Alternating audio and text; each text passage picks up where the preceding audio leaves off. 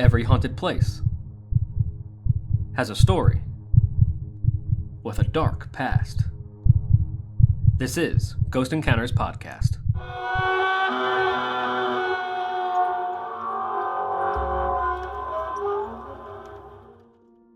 Welcome back, all you spooky people, to the Ghost Encounters Podcast. I am paranormal investigator Justin Torok. And I'm Hannah Wallner, your death-obsessed bestie. Unfortunately, Jordan cannot be here today. She is feeling sick, but Jordan, we love you, and we will definitely see you next time on the podcast. Miss you, Jordan. Feel better. Before we get started, a couple other quick announcements. We have some birthdays coming up. We do. First, I want to give a big shout out to Lauren, our biggest fan. Her birthday is coming up on February 15th. All right. Happy birthday, Lauren. And Nerdy Noodle, who has sent in a few spooky fan stories. Her birthday is February 16th. Coming up. Happy birthday, Nerdy Noodle. Yay.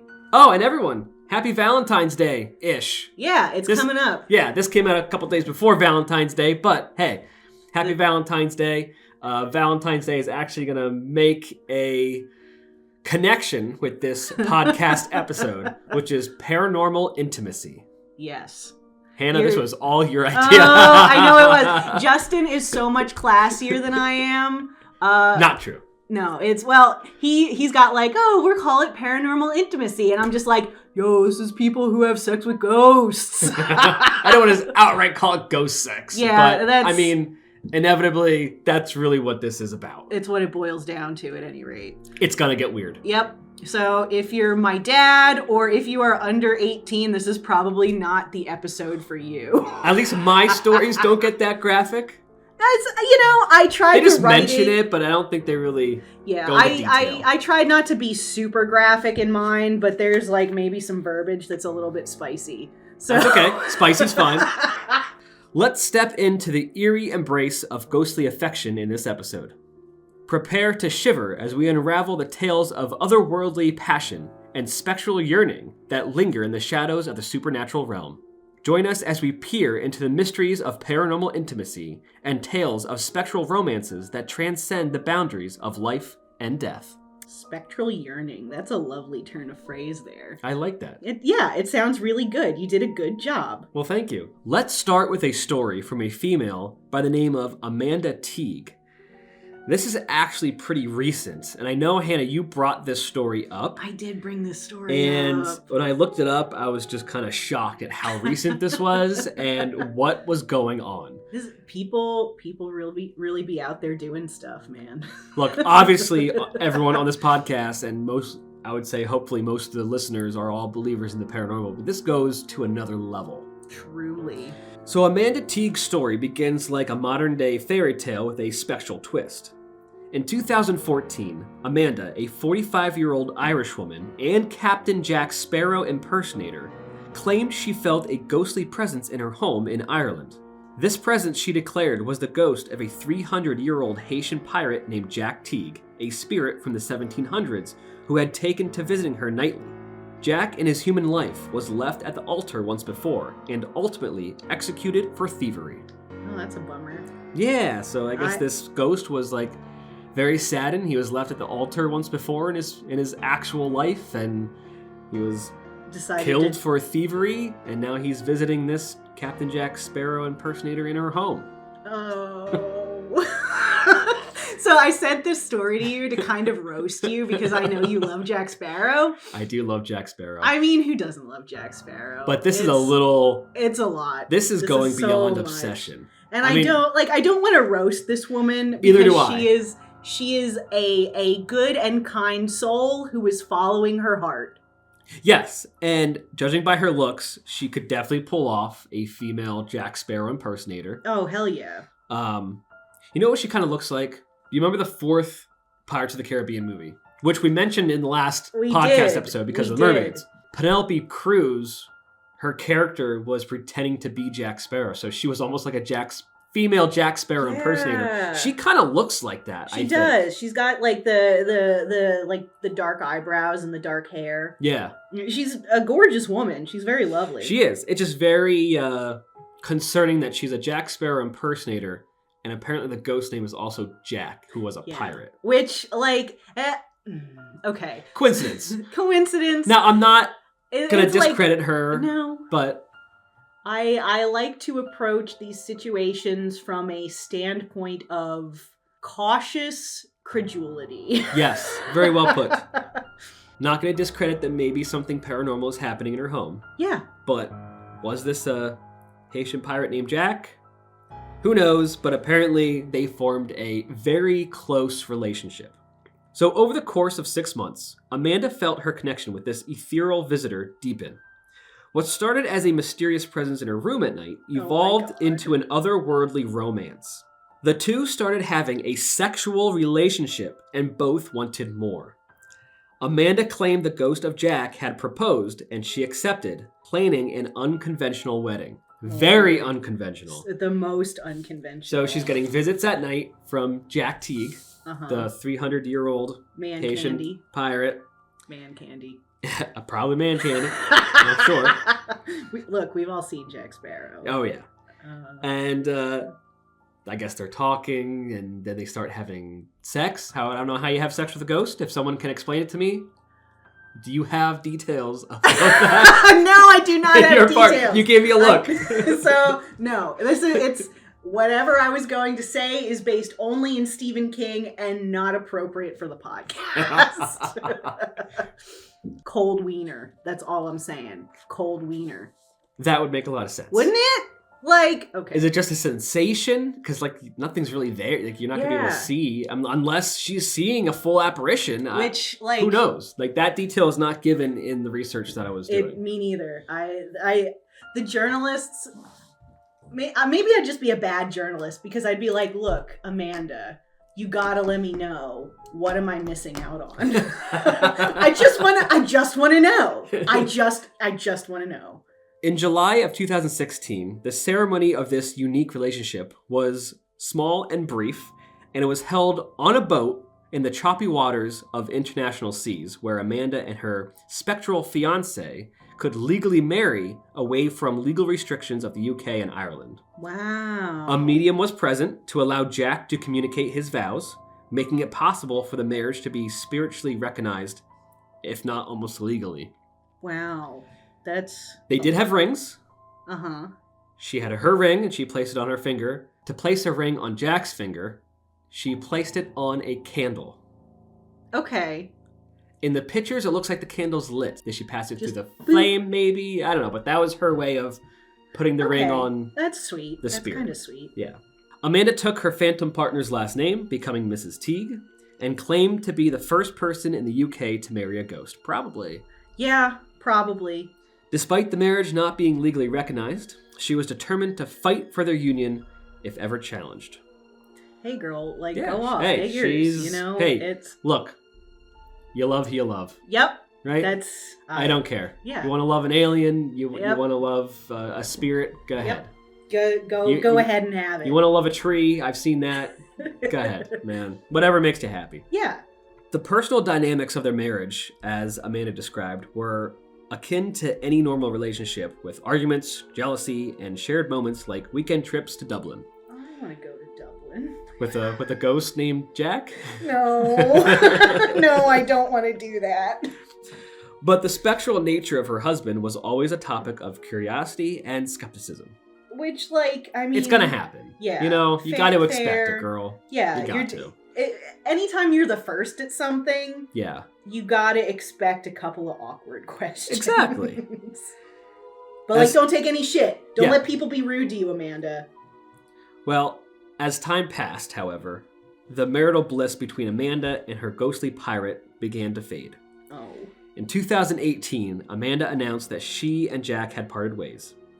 The details of her split were as peculiar as the union itself. Amanda claimed that her health began to suffer due to her marriage to Jack, and that she had undergone an exorcism to rid herself of the spirit. Wow. That's next level. I'm sure a lot of people want to undergo an exorcism to get rid of their ex. But this is next level. This is like banishment. almost. The church has become involved. I wonder if they got like the Catholic Church to do it. Who knows? I feel like that was Catholic... not explained. She just said she underwent an exorcism to rid herself of him. Because I know like it's hard to get a church sanctioned one of those. Yeah, you know. But she did warn others about dabbing in spirituality and the potential dangers of engaging with a spirit world too deeply.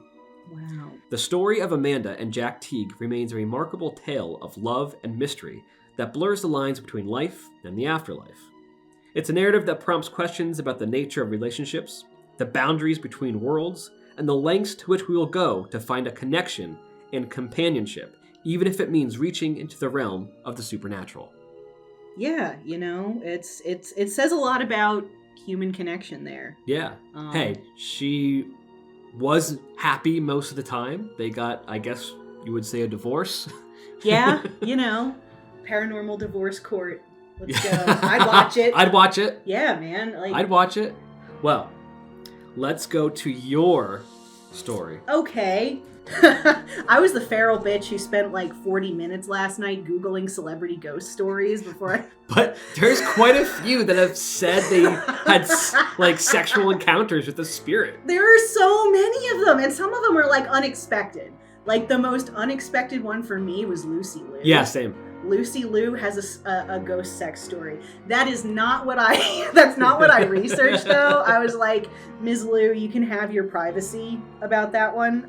But I know that about you now. But Ms. Liu, if you are listening, we would like to know the story. Oh my God. You don't have to give details. Yeah. But I would like to know the story. Like, all up to your personal level of comfort. Yeah. You know, come on the podcast. Yeah. We're nice.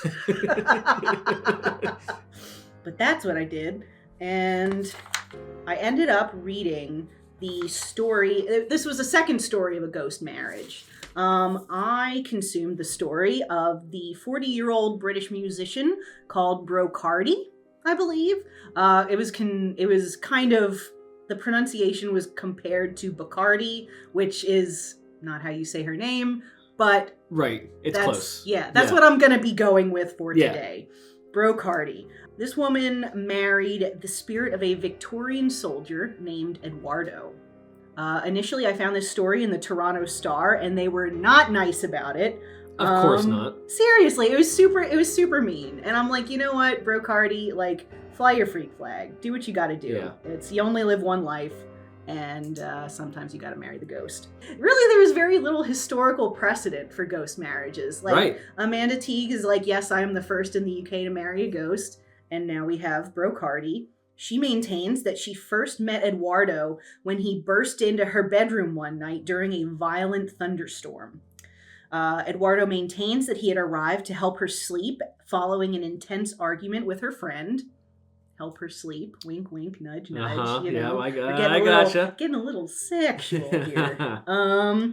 And this kicked off a passionate affair between Brocardi and Eduardo. They were married on Halloween 2022, so that's even more recent. That's appropriate for a ghost wedding, you know, on Halloween. Yeah, the veil. Where the veil is the thinnest, and ghosts are said to be able to roam the earth. Mm-hmm. Perfect time, right? It 2022, works. They got married. That's that's post-COVID. Yeah, that's crazy to think about. What I would not do for an invite to that. I know. Like, I want to go. I want to see how this happens. In attendance at the wedding, Brocardi claims that both Marilyn Monroe and JFK were guests in spirit. Okay, in spirit. In spirit. I mean, 2022, they're dead. That's some pretty honorable guests. Yeah, you know, you got the whole afterlife coming to your nuptials.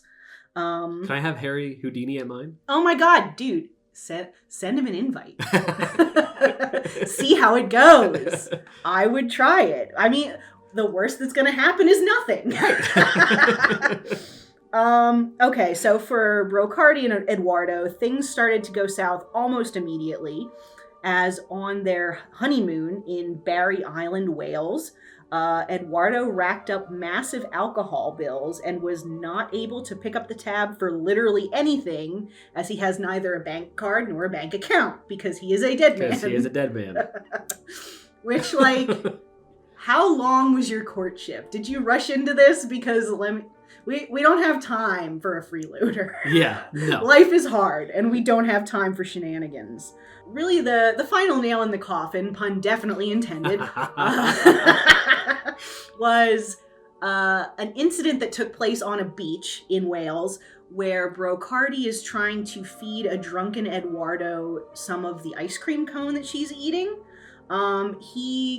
I suppose he kind of misconstrued this as something a little less than innocent, because he immediately jumps upon her and starts ripping at her clothing, and she's like, this is not what I'm down for, and she ended up rebuffing his advances, but she ended up covered in ice cream and sand and was really pissed off about the whole thing. So can spirits get drunk? I guess. It makes sense to me because of all the, like, if you've got like an altar to a familial spirit in your house, right? Or if you're doing like some voodoo stuff or some Santeria stuff, you see people who like you pour out a little drink, right? For a lot of spirit, cultures do you that. know? Yes. Yeah, there's a lot of cultures that do that. A lot of Asian cultures will put out sake or something, you know what I mean? Yeah. And like, do I know details? Absolutely not. But I know it's a thing. There is precedent. Yes. At this point, Brocardi is still trying to stick to her guns and tough out this marriage because she really cares about Eduardo. And it doesn't hurt that he is also extremely handsome. He was a soldier in life, so he appears to her always in uniform. He's got this unruly shoulder-length hair, curly, and he's a very passionate lover.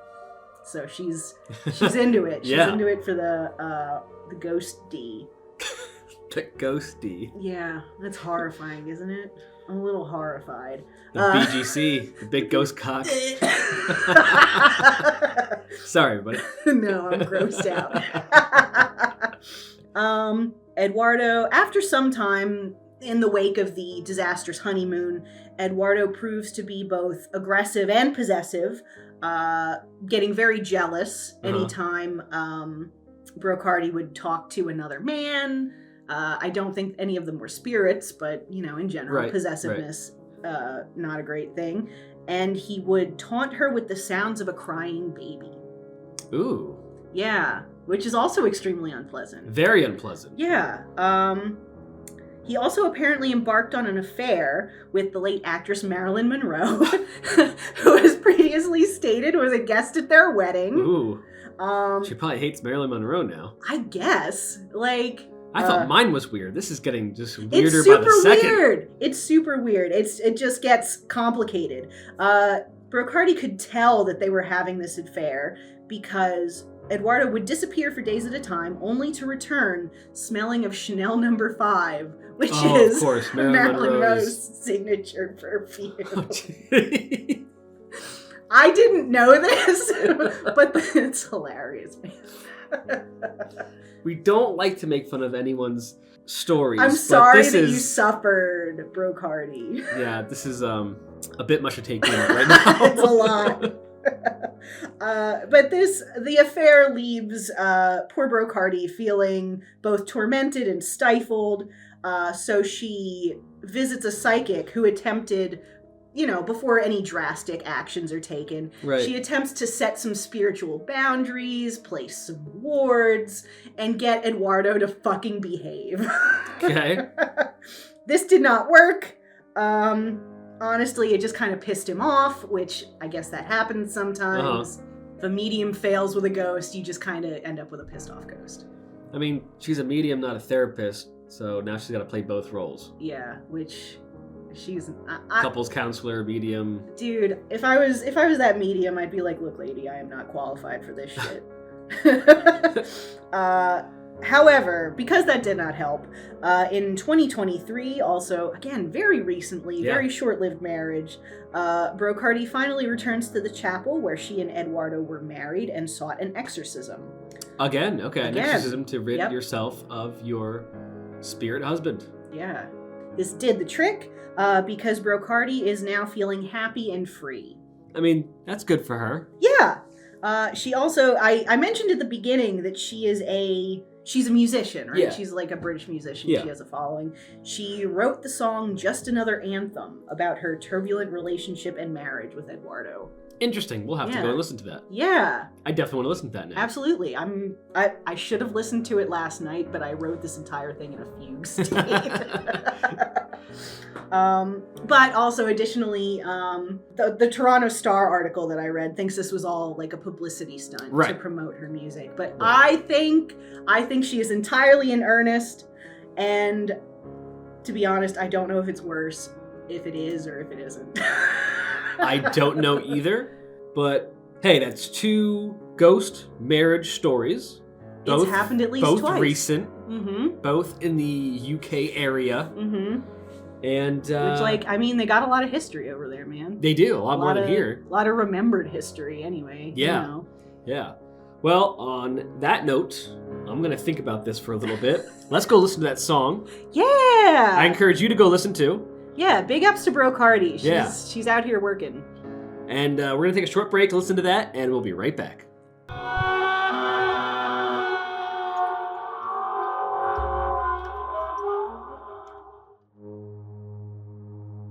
This episode is brought to you by The Colony Meadery.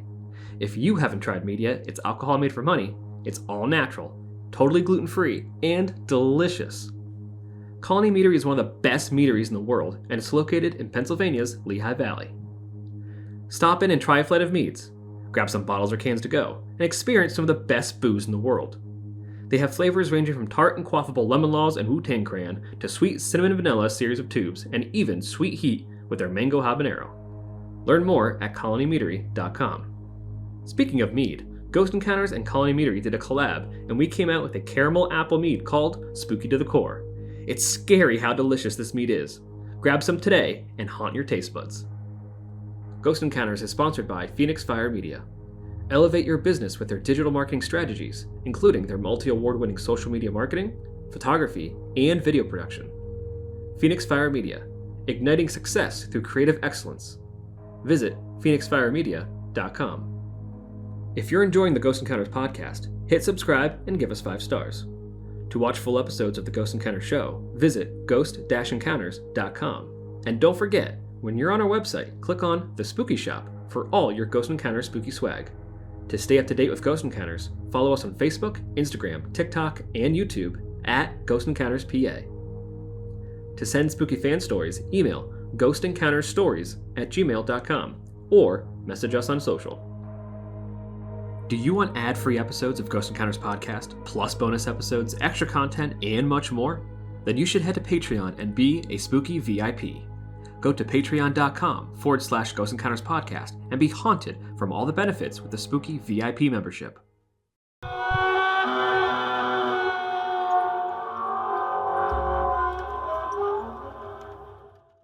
And we are back. We actually did listen to the song and watch the music video. We did. Over the break. We did. She has a lovely voice. She does. She can scream. Yeah, which is great. it's like punk screamo kind of music, which I used to love back in like high school and college and stuff like that.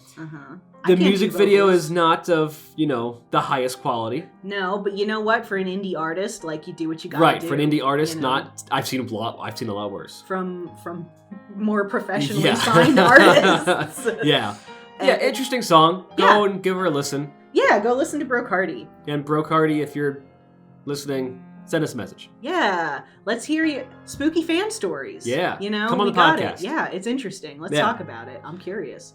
All right. Well, we're not going to leave the wedding theme just yet because I found something very interesting. They're called ghost weddings in China. Oh, yeah. I don't know anything about this. Like, go off, man. In the shadowed corners of Chinese folklore, where the veil between the living and the dead is thin, there lies the chilling tradition of ghost marriages. These spectral unions, rooted deeply in the ancient customs, are ceremonies that bind the deceased to the living, or more eerily, the dead to the dead, ensuring that those who have passed beyond this mortal coil do not wander the afterlife in solitude. Sounds kind of nice, right? Yeah, Originally, the weddings were strictly for the dead, right? Dead to dead. A ritual conducted by the living to wed 2 single deceased people, But in recent times, some have involved one living person being married to a corpse. That sounds like the story we did last year for Valentine's Day. Yes, except that was forced upon. That was Yeah, Carl Tanzler. That was not... the partner certainly did not consent in any way whatsoever. No, and that was probably one of the most disturbing stories that we've had on this podcast. I'm sorry. I did this. It was my fault. Can you sum up Carl Tanzler in 2 sentences? Oh my god. Okay. He was a doctor who got obsessed with this woman who had tuberculosis, and she died, and he thinks he married her. He dug her up and he was fucking the corpse. I don't know. Yeah, he dug her up. He literally like mummified her, dolled her. Yeah, he did do that. He got caught like dancing with the doll in the room, and yes, there was a hole for a purpose. Yeah. And it's terrible. It's awful. Awful. It really just... Anyway. And that was your fault. I know it was. I did this. But that happened. It did happen. It's a true story. Unfortunately, yes. Yes. Anyway. Oh my gosh. At least this episode is actually this is a nice episode. It has some nice things involved. This is a lighthearted story about marrying corpses. The ghost wedding ceremony mirrors any aspects of a traditional Chinese wedding, but with a more somber tone. Offerings of food, incense, and paper money are made to the spirits. No alcohol? I'm sure there's alcohol. I'm sure there it's not always on the is. list. Yeah, there always is. But a thing in Chinese culture is a lot of times they burn money to give money to spirits in the afterlife. And I think we talked about that when we did the Hungry Ghost episode. Yes. Yep. Right? Yeah. That's right. So there's precedent for that too. See, things always intertwine. Yep. You gotta listen to all the podcast episodes. Mm-hmm. It's important, you guys. You need it for knowledge. Yes.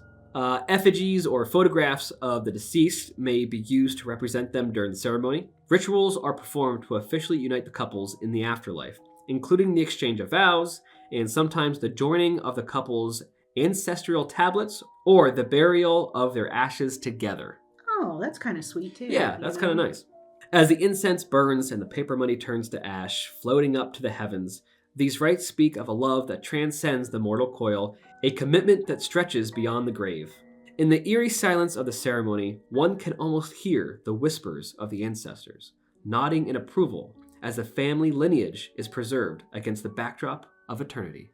Ah, that's lovely. I thought that was very nice. Yeah, so it's... I think the purpose of this is to preserve lineage, a name, things of that nature. Mm-hmm. But in more recent times, obviously, living people have become now married to deceased. And I guess, is it sort of, would the situation maybe be like one of the partners had passed prior to an already set wedding date, and it was like, we're doing it? Maybe a bit of both. Okay. But yeah, I think the purpose is to maintain family lineage, maintain last names, things like that, so a family line doesn't just die off, and then they can keep it going. Okay. So, what do you have for us next? Okay. We can't have a paranormal intimacy episode without talking about a succubus and incubus. We cannot. Okay. Justin had all the classy stories, and I was like, yep, we're doing the ghost sex one. This is the ghost sex episode. So we got through all of Justin's classy stories, and now it's time for the unhinged garbage that I wrote. It's not garbage. It's folklore, okay? It's traditional. Hey, you love folklore. I do. I love folklore. Yeah, folklore is great. And everyone who is interested in ghosts has heard of succubi and incubi. Absolutely. It's important. They endure into modern popular culture. There are lots of paranormal entities out there who are going to try and jump your bones. Many cultures have some form of sex demon. Last episode, which is basically just me, I talked about two of the mythical Greek versions of sex demons, which are sirens or lamia, who are feminine creatures with a reputation for preying upon men, both gustatorially and sexually. Yeah. I forget if I actually used the word succubus in that episode. I was kind of trying to stay away from it so we could have another succubus episode in the future. Yeah. I don't remember what I said. But I did briefly mention Lilith in And in the modern folkloric context, there's significant overlap between Lilith in particular and succubi in general. I'm going to go a little more in depth on what a succubus, or the male version, an incubus, actually is and actually does. By definition, a succubus is a demonic being or supernatural creature of folklore that appears in dreams or sometimes in real life to seduce men, typically through sexual activity. In some versions, a succubus draws life force from men that she needs to survive. I've heard that, yeah. Yeah, sometimes this is in the form of energy, and sometimes this is in the form of semen. She's sucking the life right out of them through their penis. Yep, that's what's that's exactly what is happening. Repeated contact, as you know, kind of as demonstrated by Amanda Teague and Brocardi. Mm-hmm. Repeated contact with a succubus is said to result in a bond between the succubus and the victim that will eventually drain the victim and harm the victim.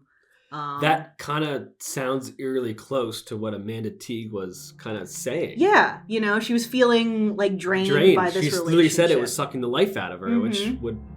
Yeah, so there's precedent for that. Okay. While the modern conception of a succubus is this beautiful, intelligent seductress, probably in a little skimpy leather outfit and some horns, the ancient descriptions of succubi vary widely.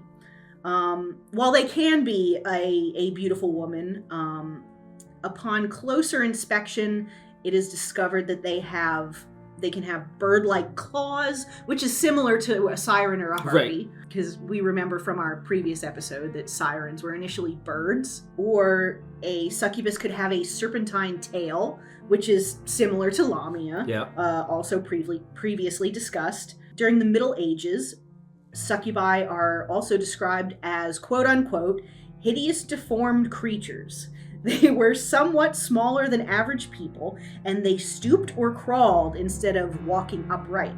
Their feet were like raptors, their faces like gargoyles, and their fingers tipped with ragged claws. Wow, so they are gross. Yeah, they're gross and ugly. You don't. But you know what? It doesn't matter if you want to, because they got the sexual powers. Right. And they're going to make you do whatever they want you to do. Dig their claws right into you. In order for them to feed. The word succubus comes from the Latin word succuba, which translates to paramour. Alternatively, it could come from the word succubare, which means to lie beneath, which is in reference to the sexual position of the victim, which, like, I think that part is weird. Yeah. Because I always envision the succubus on top. Yeah, me too. Right? Like, you're laying in bed. If you're laying in bed, how are they going to flip you over? Yeah. Right, I always pictured them on top. Like in Ghostbusters, right? Yes, I was just... You read my mind. I was just thinking that scene where his belt gets undone. Yeah, and he's like... Yeah, he makes the face. He does. Yeah, I wrote, is that weird? Is that just me? Write in and tell us. I know it's weird. Yeah. It's not uncommon, but it's weird to think about. Yeah, of course. Kind of going further to explain why a succubus is doing what it's doing. Succubi are sometimes said to not be able to reproduce on their own. For this reason, it is said that succubi and incubi work together to create offspring. A succubus will harvest semen from a human man, and then an incubus will use that semen to impregnate a human woman. That is wild. Right? That is like next level. That's like some medieval witchcraft shit, right? Yeah. Isn't it? That is... Gross. Yeah. That's gross. It's like, here, hands it over. Yeah, right, like, where do you keep it? Are you just holding a handful of it? I know. It's nasty. But is he handing it in there? Is he putting it? Is he schmutzing it all over himself and then going in there? The turkey baster. Yes. It's a turkey baster. There's a lot of ghost sex in American Horror Story. If you're an American Horror Story fan, obviously, there's a lot of it in there, especially in the first season. Was that Tate, was Murder House? Yeah. Because Tate has sex with, like, the mom or something, right? Uh-huh. Yeah. And, like, did he knock her up with a ghost baby? I don't remember. It's been a long time. Yeah, and that child grows up to be the evil spawn. Yeah. It also happens in the Dark Tower. Oh, really? It does. Everybody knows I'm a slut for Stephen King. Yes, you are. But there's a bit in the Dark Tower where they have to... I'm going to go off on this, and it's going to be bizarre because the Dark Tower makes no fucking sense. But one of the characters... They're trying to open a portal into another dimension to bring somebody through. And the other dimension is accessed through a stone circle where a demon lives. And the demon has to be distracted by fucking... So you're fucking this demon to distract it. Oh my so it'll God. leave you alone. And then poor Susanna gets pregnant with a demon baby. Jeez. Was that in the movie? No, none of that shit happened in the movie. Don't go see the movie if you want to see an accurate representation of the Dark Tower, because it's terrible. However, Mike Flanagan Yes. is working on an adaptation that I'm very excited for. Oh, wow. Okay. Yeah, I'm stoked. It's coming. It's coming. I don't know Literally, how they're... Yeah. Figuratively. Yeah, literally and figuratively. I don't know how they're going to do this, man. Wild shit. But the other bit about the demon baby, right, is that its genetic material initially came from Roland, the main character, who at one point was fucked by a different succubus in a different stone circle. Jeez. And it harvested his semen and like put it into his friend to fulfill this prophecy for a demon baby. Wild. It's really wild. The Dark Tower makes no sense. Anyway, so the offspring of a human person and a succubus or an incubus is what is called a cambion. Okay, I never heard of that before, actually. Me neither. Well, you kind of have. It's said to have demonic characteristics despite being made of human fluids. This is also kind of interesting. I did look it up. I did a little further research on a cambion because I've never heard the word before. But it's essentially a changeling, which you know what that is, right? Yeah, you know what a changeling is. It's what happens when a child gets stolen by the fairies and replaced with like a weird little guy. Yes. I kind of recognize the root word in cambion from, like, I took a lot of Spanish in high school. Don't try and like ask me questions about Spanish because I'm not like a fluent speaker or nothing. The word in Spanish for to change, like to change your clothes, is cambio. Or very close, similar. Yeah, okay, I see. I guess that's like I change, cambio. And both words come from the Latin root, which is cambiare, which means to exchange. I mean, they're exchanging something. Yeah, but you know, if you're thinking about like a changeling, that makes even more sense. Yeah, it makes a lot more sense, yes. Sorry about that. I'm a word nerd. Additionally, a succubus and an incubus might, instead of being the male and female versions of this type of creature, they could initially be the same creature, which changes gender depending on the preference of the victim. Interesting. Yeah, so they could literally be the same thing. Right. It's like, it's a spirit, gender doesn't fucking matter. No, I understand. No. Arguably, the most famous of the succubi and spirits is Lilith. She appears in Sumerian, Egyptian, Greek, Roman, Judaic, and Christian mythology. Wow. She's the big one. Yeah, she's everywhere. She's in all of them. Yep. That's wild. It is. To have a shared creature. Girl power! Yeah, that's incredible. Lilith transcends. The first appearance of Lilith is in ancient Sumerian mythology, where she is a goddess of fertility and witchcraft. Makes sense. She has been associated again with Lamia, who was turned into a snake by Hera as revenge for being a lover of Zeus, and roams the countryside eating up naughty children. So this is interesting because the word lullaby comes from the Hebrew phrase Lilith Abi, which means... Oh, wow. Yeah! Blew my mind. Right? Just... which means Lilith, go away. And there's your association with eating children, right? You want to keep your kids safe from the demon lady who's going to come in your window. That is really cool. That's a really cool fun fact. It is, isn't it? Wow. I love that shit. In Hebrew and Christian traditions, Lilith is said to have been the first wife of Adam before Eve. Lilith was created at exactly the same time as Adam and from the same substance. She was his equal and his mirror. She was not meek or passive, but wanted to be treated as the equal that she was. Right. According to some sources, which may or may not be just me reading a lot of Neil Gaiman, masquerading as my sources, she also may have wanted to be on top during sex, which I'm sure will make somebody out there clutch your pearls, but it's like, it's 2024, people be doing shit. Yeah. Either way, Lilith got sick of being under Adam's thumb and probably also God's thumb, and left the Garden of Eden on her own volition, where she explored all the way to the Red Sea, where the demons apparently hung out. And those demons were okay with Lilith being on top. From the unions of Lilith and these demons come, in addition to many other demons, because she's known as kind of like a mother of monsters type of figure. She has also created some that were more along the lines of succubi, just like mother, like daughter sometimes, There's a lot of conversation to be had about how that, views on female sexuality and what, like phantom lovers and succubi and all that stuff says about the general perception of female sexuality, but I don't know if I'm smart enough to have that conversation. And that's Lilith as well. That's all the information I got about succubi and incubi, and a lot more on succubi than there is incubi. Yeah, well, because they're essentially the same thing. You know, it's just when a male spirit appears and seduces a lady. And I guess there's a little bit less mythological precedent, although it could be argued that in the modern context, both of our previous stories could be incubi. Yeah, they could. If they're hanging out in your house and they're waiting for you to be like emotionally vulnerable and then seducing you with the cold wieners. Cold wieners.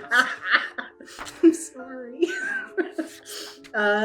We could have a lot of modern incubi just like wandering around the streets looking for vulnerable ladies to marry. So I actually found other evidence of succubi and incubi in other cultures. Ooh. So one of the earliest known mentions of similar entities can be found in ancient Mesopotamian mythology, where there are references to demonic spirits known as Lilu, male, and Lilitu, female, that preyed on humans during the night, causing disturbances and engaging in sexual activity. There we go. It goes back that fucking far. All the way back. To Mesopotamia. It's like as soon as history starts. Yes. As soon as we have written history, we have stories about ghostly sexual encounters. How crazy is that? Pretty crazy. People are getting their freak on. And at that time, there's not that many spirits out. Not that many people died yet. Yeah, right. So those things got to be coming from somewhere. So you know what? You can make fun of Amanda Teague and Brooke Hardy all you want, but there is precedent for this as well. People have been getting their freak on with ghosts since prehistory. Yeah, all time. We're doing it. Human condition. Yes. We're all sick. Every single one of us. We're all sick. Yeah. So we do have a spooky fan story to read. Jordan did add it to our pages, but since Jordan is the one who started the spooky fan story section, and she's the one that gets the emails, we all see them, but she's really the one that organizes it. Yeah. I think we're going to save it for when Jordan is on next. Yeah, we'll keep it for Jordan. It just wouldn't feel right. It wouldn't be the same. Her. Yeah, and it wouldn't feel right. So Jordan, I know you're listening. We love you, and we're going to read the spooky fan story next time.